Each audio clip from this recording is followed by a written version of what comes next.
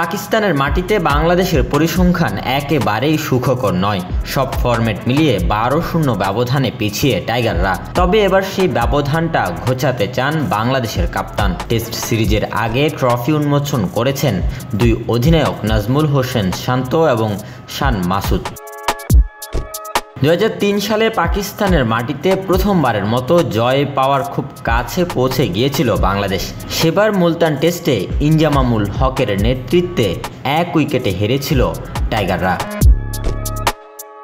এবারের সফরে অবশ্য ইতিবাচক ফলের আশা করছেন শান্ত।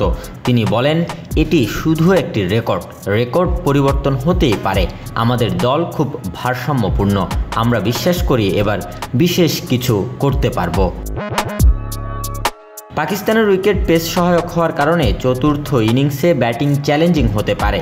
তবে ক্যাপ্টেন আশা করছেন বাংলাদেশ দল এই পরিস্থিতিতে ভালো করবে। শান্ত জানিয়েছেন, টস গুরুত্বপূর্ণ ভূমিকা নিতে পারে, তবে তার দল যে কোনো পরিস্থিতির জন্য মানসিকভাবে প্রস্তুত।